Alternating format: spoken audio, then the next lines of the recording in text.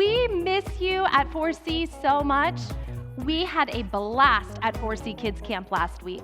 In fact, we had so much fun that we decided to bring focus back to 4C this week.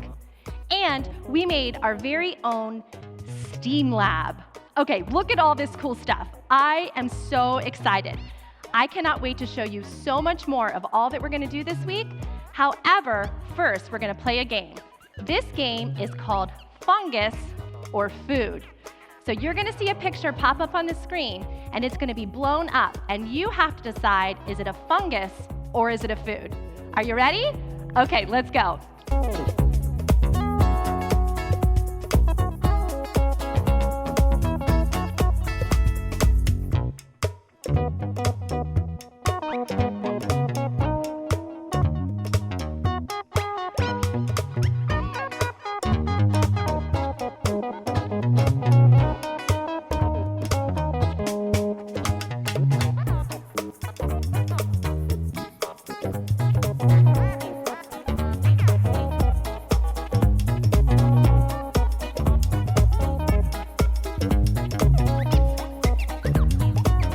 My goodness, that was crazy. Some of the pictures that I thought were for sure fungus were actually food, and some of the pictures that I thought were actually food were a fungus. And I even put on these awesome, cool glasses that Joseph left for me from camp, and I still couldn't figure it out. That took a lot of faith. In fact, that's what we're gonna be talking about all day today is faith. And faith is putting your trust in something that you can't see because of something that you can see. So we're gonna head to worship, and when we come back, we're gonna put our faith to the test. See you soon.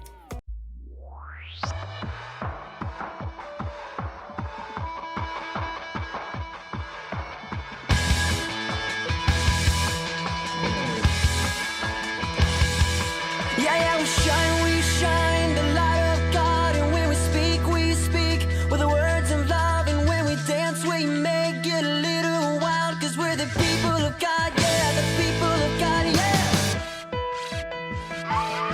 Yeah, we shine the light of God, and when we speak with the words of love, and when we dance, we make it a little wild, 'cause we're the people of God, yeah, the people of God.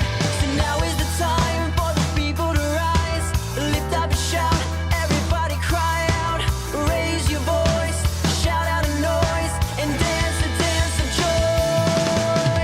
We are the redeemed, we are the ones who are free, and we belong to Jesus, and we are now alive, and in this world we will shine, and we belong to Jesus. Yeah, we shine the light of God, and when we speak with the words of love, and when we dance, we make it a little wild, 'cause we're the people of God, yeah, the people of God, and when we sing the angel songs, the ones that singing around the throne, yeah, we worship the King with everything that we are, 'cause we're the people of God, yeah, the people of God. We are the redeemed, we are the ones who are free, and we belong to Jesus, and we are now alive, and in this world we will shine, and we belong to Jesus.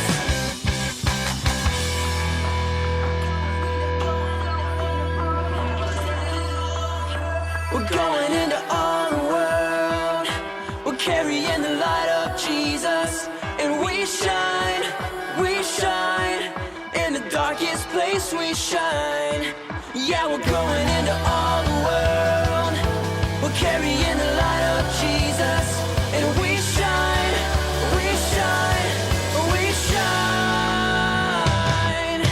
We are the redeemed, we are the ones who are free, and we belong to Jesus, and we are now alive, and in this world we will shine,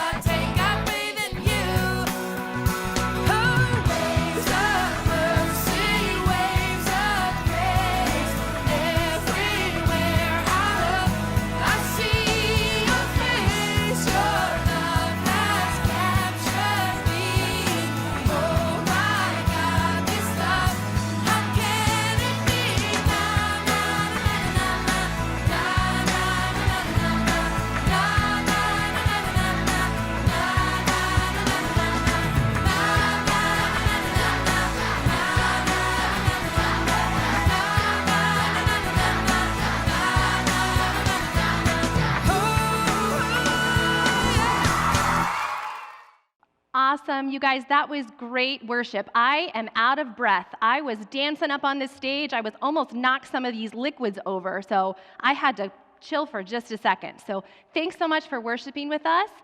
I want to tell you first, what is a STEAM lab? It's not the kind of steam that you're thinking of.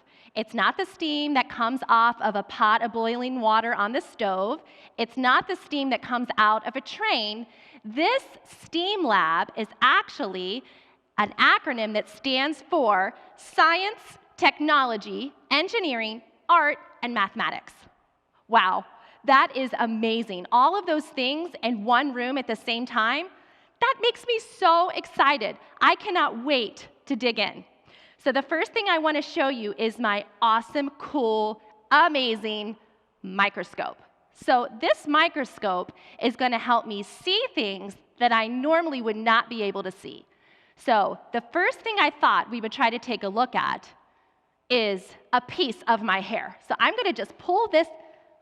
Oh, wait, I got a couple there. That kind of hurt. Okay, I'm going to take one of those hairs. Okay, can you guys even see that? Like, I'm right up next to it with Joseph's awesome glasses on, and I can barely even see my own hair. Let's stick it under the microscope and see what we actually see. Oh my goodness, look at that. That definitely does not look like a piece of hair. It's like 3D. Wow, I never thought my hair would look like that close up. That is awesome. What about this blade of grass? Let's see what this looks like under my microscope. Oh my goodness, look at that! It looks like there's a ton of smiley face emojis. I definitely would not see that just looking at a blade of grass. This microscope is amazing. This is awesome. So that leads me to what our Bible story is about this week. Our Bible story is about people who put their faith in God even when they could not see what the outcome would be and they had no idea what was going to happen. But because they had faith, they were able to go forward unafraid. Check it out. The Bible. It's 66 books of history, stories, letters, and poetry that fit together to form God's one big story.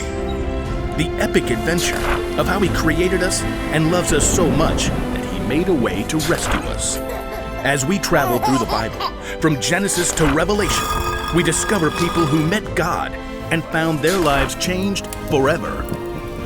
Now for an amazing story, inspired by the book of Hebrews, chapters 11 and 12.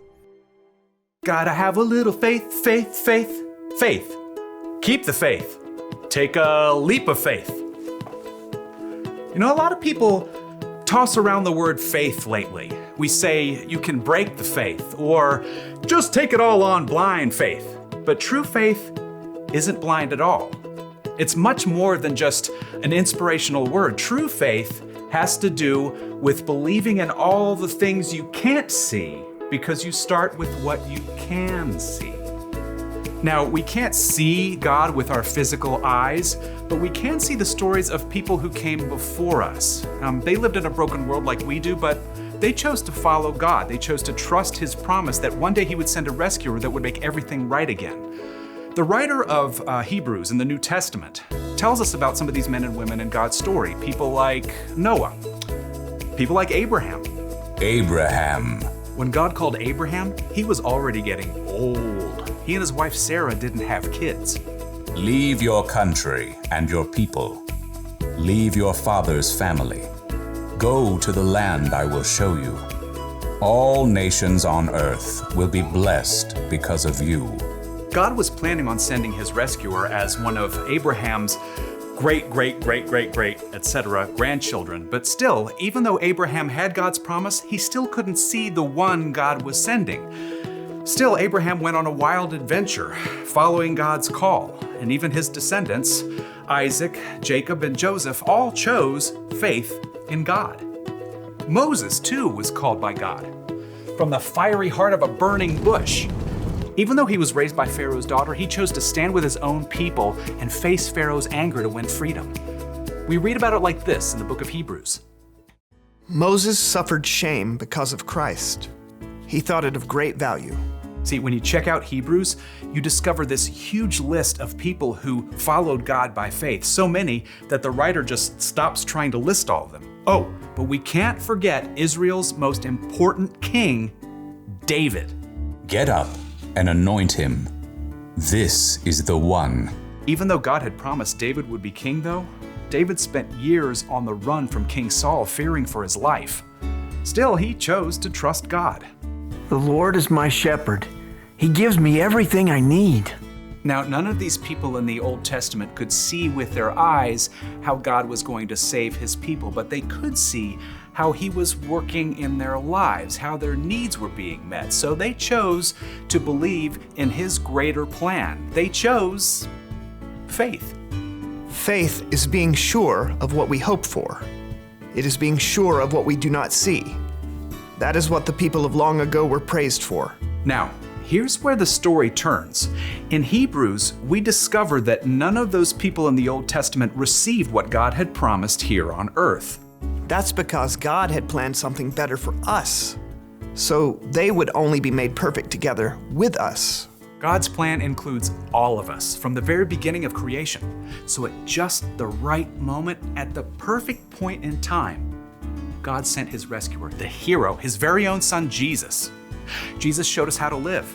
He showed us what God was like, and he told us the most important thing.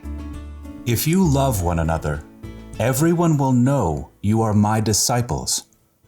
Love God, love others. It's the heart of the whole story. But then, Jesus was killed, and his friends thought the story was finished. Period. Dot. The end.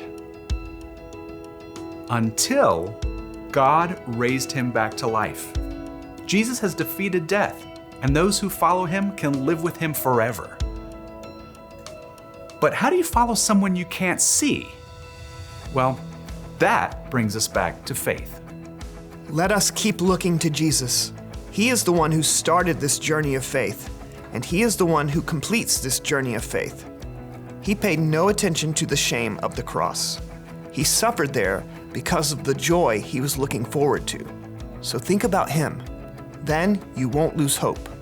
The early believers, Peter and John and other followers of Jesus, had seen him teach and heal. They saw him after God raised him to life. But after Jesus returned to heaven, the believers continued to live by faith.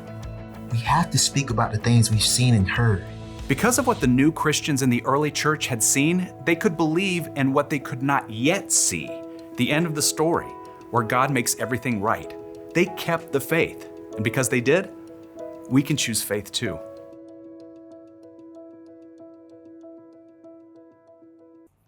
Wow, that is so cool. When you look at my coat underneath a microscope, it actually looks like a basket that's all woven. But just to look at it, it's just white fabric. That is so cool. Wow, looking at all that cool stuff makes me think of our Bible story that we learned today in Hebrews chapter 11. All these people in the Bible had no idea how it was going to turn out, but they put their faith in God. And you know what? You can put your faith in God too. In fact, the only way we can even have a relationship with God is by putting our faith in Jesus Christ and what he did for us on the cross. Guys, that's the one thing that I want you to remember today from our lesson, is that you can know Jesus even though you've never seen him. And if you want to know more about Jesus, but you're not sure where to start, try talking to someone who's already put their faith in Jesus. Or you could read the stories in the Bible about people who put their faith in God long ago. I hope you guys had an awesome time with us this morning. And I think I'm gonna hang out here just a little bit longer and look at some more cool things under my microscope. You know what I was thinking when we were talking a little bit ago? Is I'm gonna look under my fingernail. Won't that be amazing? Okay, let's check it out. Oh, maybe I don't want you to check this out. You know what? I'm actually just gonna go wash my hands. See you guys.